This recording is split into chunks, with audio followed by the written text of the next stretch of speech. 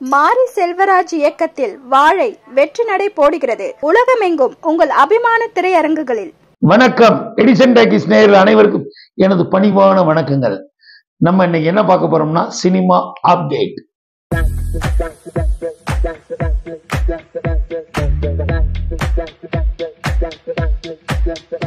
அதாவது மலையாளத்துல தாமரை கண்ணன் டைரக்ஷன்ல ஆக்ஷன் கிங் அர்ஜுன் நடிச்சு நிக்கி கல்யாணி கூட நடிச்சிருக்காங்க. இந்த படம் டோட்டலா பாத்தீங்கன்னா வருகின்ற ஆகஸ்ட் 29 உலகமெங்கும் வெளியிட போறது. மக்களுக்கு விருந்து வைக்க வருகிறது. ஆக்ஷன் கிங் அர்ஜுன் இந்த படத்துல காம்ப்ரமைஸ் இல்லாத சண்டை காட்சிகள் மிரட்டியிருக்காருன்னு தான் சொல்லணும். பொறுத்திருந்து பார்ப்போம். அடுத்த அப்டேட் என்னன்னு கேட்டீங்கன்னா, மணிரத்னம், மெட்ராஸ் என்டர்பிரைசஸ், ராஜ்கமல் இணைந்து அப்புறம் பார்த்தீங்கன்னா ரெட் ஜெயின் மூவிஸ் ஒட்டுமொத்தமா பெரிய பெரிய ஜாம்பவான்கள் இணைந்து டக் லைஃப்னு ஒரு படம் இப்ப பண்ணிட்டு இருக்காரு. இந்த படத்தோட படப்பிடிப்பும் பொல் படப்பிடிப்பும் டெல்லியில நடந்துச்சு. இப்ப கட் பண்ணா சென்னையில நடந்துட்டு இருக்கு. இதுதான் பழைய விஷயம் தானே. என்னன்னு கேக்குறீங்களா? கமலஹாசனோட இது 234வது படம். அதோட மட்டும் இல்லைங்க, சிலம்பரசன் ஒரு படத்துக்கு ஒழுங்கா வந்து ஷூட்டிங் கொடுத்து நடிச்சு கொடுத்தாருன்னா அது இந்த படம் தான். 30 நாள் நடிச்சிருக்காரு. இனி ஒரு நாட்கள்லையும் கரெக்டா நடந்து கொடுக்காரு. அதாவது தொந்தரவு இல்லாமல் சிலம்பரசன் ஒரு குழந்தையை போல் வந்து நடித்து கொடுத்திருக்கிறார். இயக்குனருக்கு மற்றற்ற மகிழ்ச்சியில் இருக்கிறார். சிம்புனாலே வம்புன்னு நினைப்பாங்க. அவர் சிம்பு தொந்தரவு பண்ணாம தும்பப்பூ மாதிரி வந்து நடிச்சுட்டு போயிட்டு அவர் வேலையை பார்த்துட்டு இருக்காருங்கிறது தான் அப்டேட்டுங்க. அடுத்து பாத்தீங்கன்னா எஸ்.ஜே. சூர்யா இவர் காம்பினேஷன்ல அமிதாப் பச்சன் நடிக்கிறதா பெரிய பரபரப்பு உண்டாச்சு. தமிழ்வாணன்கிற அவர் இயக்கத்துல இவர் அமிதாப் பச்சன் எஸ்.ஜே. சூர்யா நடிக்கிறதா ரொம்ப நாள் இருந்துச்சு. ஆனா என்ன காரணத்தினாவோ தள்ளி போச்சு.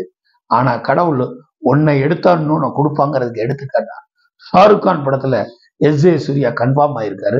இந்த படத்துல கிட்டத்தட்ட ஒரு 50 நாள் நடிக்கிறார் போல எஸ்.ஜே. சூர்யா.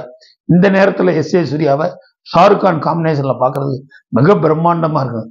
திறமசாலிக்கு மொழி முக்கியம் இல்லைங்கிறதுக்கு எஸ்.ஜே. சூர்யா ஒரு எடுத்துக்காட்டு. பாருங்க, அமிதாப் இல்லைன்னா என்ன, ஷாருக் கான் கூட இப்ப நடிக்கிறாரு. வாழ்த்துக்கள் எஸ்.ஜே. சூர்யா அவர்களுக்கு. அடுத்த அப்டேட் என்னன்னு பாத்தீங்கன்னா, விடாமுயற்சி தீபாவளிக்கு வெளிவரும்னு காத்திருந்தோம். ஆனா படப்பிடிப்பு கொஞ்சம் தள்ளி போனதுனால அங்கிட்டு இங்கிட்டும் போராடி மகிழ் திருமணி அவரோட ஷூட்டிங்கை முடிச்சுட்டாரு. அஜித்தும் பாத்தீங்கன்னா அடுத்த படத்துக்கு போயிட்டாரு. அதாவது குட் பேட் அக்லி படத்துக்கும் போயிட்டாரு. அதனால ஒரே நேரத்துல 2 படம் நடிச்சிட்டு இருக்க பெருமைக்குரிய ஆர்டிஸ்ட் ஆயிட்டாரு அஜித். பட் தீபாவளிக்கு வருமா அல்லது டிசம்பரா பொங்கலுக்கு கன்ஃபார்ம்னு இது இயக்குனர் வழி வந்த செய்தி. கன்ஃபார்மா பொங்கலுக்கு விடாமுயற்சி வரும் என்று நம்புவோம். அடுத்து பாத்தீங்கன்னா லோகேஷ் கனகராஜ் இவர் வந்து இப்ப கூலின்னு ரஜினிகாந்த் வச்சு ஒரு படம் பண்ணிட்டு இருக்காரு. ஹைதராபாத்ல ஒரு மாபெரும் செட்ல வந்து ஒரு சாங் எடுத்துட்டு இருந்தாரு. அது என்னடா அப்டேட்டுங்கிறீங்களா? வழக்கம் போல ஒரு குத்து சாங்கு தாங்க. பட்டையை கிளப்பி இருக்காரு. அதாவது மேன்சன் பேட்டர்ன்ல ஒரு செட்டு போட்டு மாஸ்டர் படம் மாதிரி இருக்குன்னு நினைச்சிடாதீங்க. இது வேற அது வேற. ரெண்டாவதுல என்ன ஒரு பெரிய இதுன்னா, கன்னட சூப்பர் ஸ்டார் ஓங்கிற படம் வந்து பெரிய அளவில் பேசப்பட்டது. உபேந்திரா இந்த படத்துல மெயின் கேரக்டர் நடிக்கிறாருங்க. அதாவது போன படத்துல எப்படி கன்னட சிவானா நடிச்சாரோ அதே மாதிரி இந்த படத்துல கூலியில வந்து உபேந்திரா நடிச்சிருக்காருங்க. இதுபோல் பல வெற்றி செய்திகளை உங்களுக்காக சொல்லிக் கொடுக்க எடிசன் டாக்கீஸ் சந்தோஷப்படுறோம். தொடர்ந்து எங்க எடிசன் டாக்கீஸை பாருங்க, சப்ஸ்கிரைப் பண்ணுங்க, லைக் பண்ணுங்க, ஷேர் பண்ணுங்க. எடிசன் டாக்கீஸ் நேயர்களுக்கு தொடர்ந்து எங்க யூடியூப் சேனலை பாருங்க, லைக் பண்ணுங்க, ஃபாலோ பண்ணுங்க, மறக்காம சப்ஸ்கிரைப் பண்ணிருங்க.